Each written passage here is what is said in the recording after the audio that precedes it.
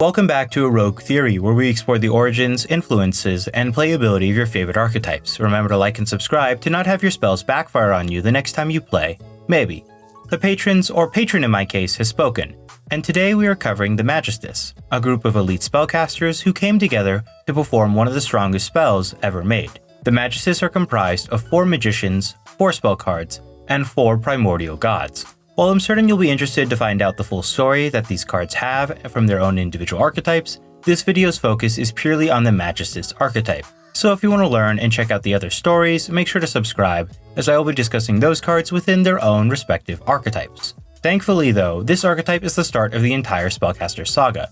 While that might sound confusing, as each one of these master magicians obviously had to start as a novice at some point within their own respective schools of study, those aspects of their storyline and lore have yet to be created by Konami at the time of recording this video. So as far as we know, this is the beginning of everything.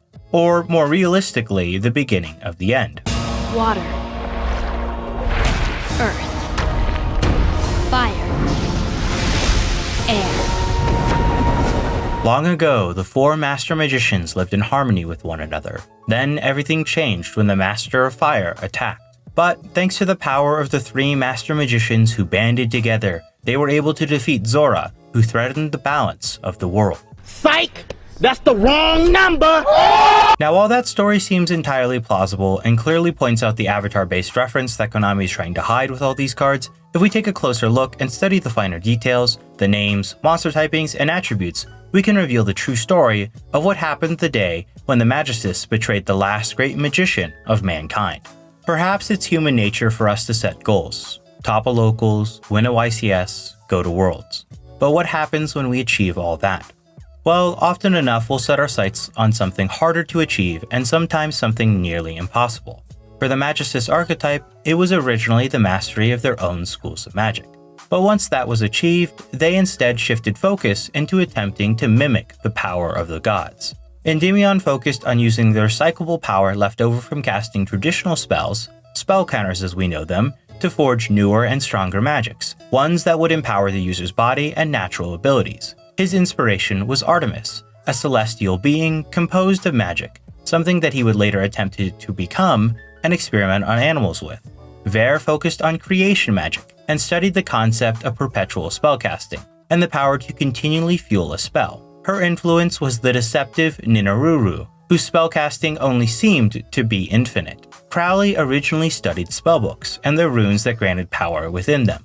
But through his studies, he eventually called forth Iwaz, one of the original speakers of the rune language, through a blood pact and was given in return a grimoire of spells and the rites of invocation. And finally Zora, who unlike his companions decided not to bow down to these self-proclaimed gods and instead focused on discovering their true nature and overcoming their power and influence. While the motives and influences of the other gods are questionable and revealed later in the personal storylines of the master magicians, within the Magistus archetype we can clearly see that Vafram is based off of Virta, who in Hinduism is not a noble dragon but an evil serpent who causes and brings droughts upon the people of the world. And since Zora isn't taken in by the idea of worshipping another, he discovers the truth and challenges Vafram to a duel. In this duel, Zora defeats Vafram and intends to tell the remaining Magistus members the true nature of these gods that they worship. However, despite his victory, the other Magistus members are still under the influence of the gods, and now that Vafram is gone, the gods see Zora and the rest of humanity as a threat they must eliminate or control. So the quote-unquote gods, intent on keeping their power and position over humanity, convince their pupils that Zora needs to be disposed of before he can explain his actions and the true nature of the beings who claim to be gods. So, the 3 master magicians, led in part by Crowley's new spellbook, trap Zora and banish him from the mortal realm. But Zora swears that he'll be back, and either in fear or by the guidance of the voices in their head, Mistress, the time has come! Release the rage! Endymion and Crowley decide to disband the alliance of the great master magician. Now, while that concludes the obvious story conveyed through the cards for the Magistus archetype, we can assume 3 things by looking at what comes next in the story of Ver, Crowley, and Endymion. One is that the spell backfired, causing their lifespans to swap with each other, and as we can see with Ver, she's pretty smug about getting the most out of it. The other, however, is that Zora will most likely return from his banishment to seek out the gods who are hiding among us. And finally, Crowley and Endymion and even possibly Vare are probably preparing for his return, or for the possibility of war with each other. And while that wraps up the story of the Magistus archetype, not much is known about Zora as a character. While I'm inclined to believe that he's the younger version of the legendary Flame Lord before he got banished to the elemental plane of fire, there's no way to confirm that. But seeing as how Konami has taken the liberty to tell such a thorough story by doing one of the most ambitious crossover events since Avengers Endgame, my theory is that we'll be seeing Zora come back sometime soon. So, He's looking at you, kid. Magistus Grimoire Crowley is a key example of how to make a good card for a new archetype, but it serves as an even better nod and reference to the original Alistair the Invoker. While its second effect is completely worthless within the Magistus archetype and is only there to provide legacy support for invocation and the invoked monsters, its first effect provides a meaningful way to get an extra monster on the field while also setting up your graveyard for further plays by sacrificing spellcasters from your field or hand. Magistus Vare Cindrilian, like Crowley, is an amazing card, and she technically supports her own originally printed archetype by returning banished spellcasters to the graveyard, which helps her Witchcrafter-based friends to continually use their effects. Thankfully, unlike Crowley, however, this can also be used in the Magistus archetype. Now, while on some surface level every deck requires a strong normal summon, this is one of the rare decks that doesn't mind whether or not you decide to special summon this card instead. And since the archetype has a strong set of searchable spells, no matter what you have in your hand, you'll at least always be ending on one negate. Magistus Master Endymion, unlike Crowley and Vare, seems to have a secondary effect that isn't related to the story of his original archetype. But if we consider that the mythical beasts are related to the Endymion storyline, the destruction of spells allows you to cycle out mythical beasts whose effects were negated and are stuck in your pendulum scales. While it can be argued that's more or less a factor of unintentional game design, we have to remember that Endymion wants to become like Artemis, so this represents his attempt by experimenting on animals to create mythical beasts and acts as a relatively decent legacy support card for them.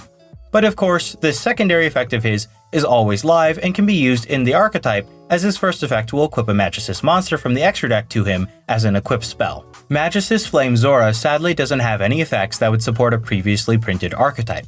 However, now that we've gone through all the monster cards, I can finally explain to you why Zora and Endymion equip cards from the extra deck, while Crowley and Vare banish themselves to equip a Magistus monster that isn't level 4. This feature of game design is intended to convey the fact that while Zora and Endymion aspire to become like Vafram and Artemis, Crowley and Vare wish to access the power of these beings, be it through self-sacrifice. Going back to Zora, however, his secondary effect allows us to special summon a level 4 spellcaster, be it from the graveyard or the hand, and since this effect is dependent on having an equipped Magistus card, we can make the assumption that this may be Konami's way of leaving room for future generic support for an upcoming archetype. Magistus Maiden Artemis gives the deck the ability to search out any Magistus monster when she's equipped. While traditionally most decks reward you for having summoned a Link monster, you're better off having equipped this card straight from the extra deck to the field in the first place, rather than equipping it after having normal or special summoned a monster.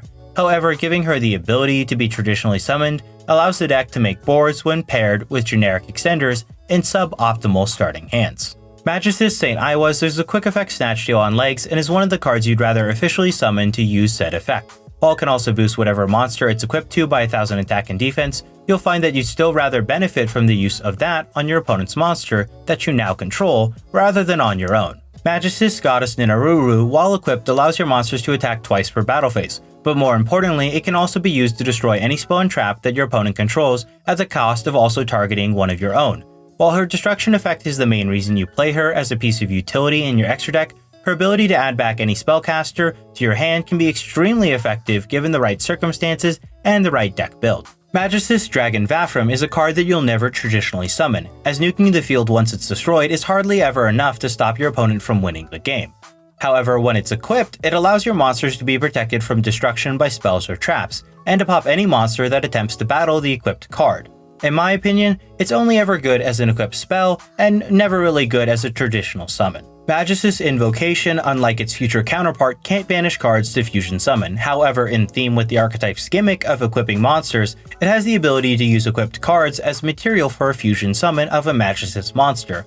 Now, while this card can give you access to a quick effect snatch steal, I'd suggest only running one, as it's easily searchable and not the best thing to top deck on your second turn. Triss Magistus. While this card is on the field, the first time any of your Magistus monsters that are equipped with a card would be destroyed by battle, it simply isn't. But while that presents a decent protection effect, The fact that this card can either special summon a handful of Magistus monsters, or can generically special summon any level 4 spellcaster means that this archetype has the capabilities of being a splashable engine in a variety of decks. Virtua Magistus is a searchable monster reborn for your Magistus monsters, and it provides protection for your Magistus spells or traps by banishing it from the graveyard. In my opinion, this card should be ran at 1 or 2, but never 3, since despite its usefulness, it's easily searchable, and at the moment, most decks are favoring negation over disruption. Theologo Magistus provides you another way to equip your extra deck monsters for extra effects. But more importantly, it gives the deck the ability it needs to be competitive by letting it equip monsters as a quick effect so you can manipulate the battle phase in your favor.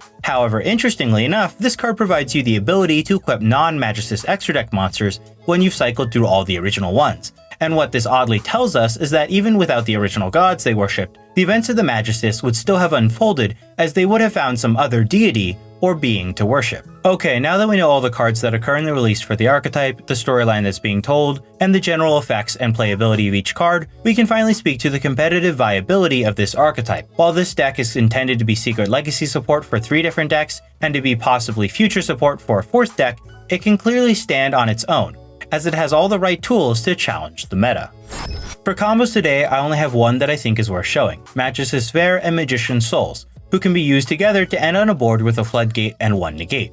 While this doesn't seem like much, with the spell lineup that happens in almost every version of this deck, Magician's Souls can easily draw 2 instead of 1, allowing your deck to find more combo pieces and to better extend your end board. Here's the list that I'm currently playing around with. While I'm certain this isn't the most optimized deck list, I think you can easily carry games on the backs of Dogmatica and the many extenders that exist within both spellcaster archetypes. Now, while at the current moment a lot of decks struggle to out-Dragoon, thanks to the flexibility of the Magistus, you can easily run any number of outs or hand traps you want to easily stop your opponent from ever reaching Verte Anaconda or Dragoon. Hi guys, it's Rogue Theory here. Sorry about the delay between my last video and this one here. I've just been feeling under the weather for the past month, and so it's been really hard to get audio and vocals out at an acceptable and appreciative manner on my own part. That's why it might sound a little weird or a little odd at certain points, and just this was the best that I could really do without delaying this video for another week. But hopefully I can get another video to you guys out within a week's time. Oh, and if you want to access the monthly polls where you get to suggest what archetypes are next,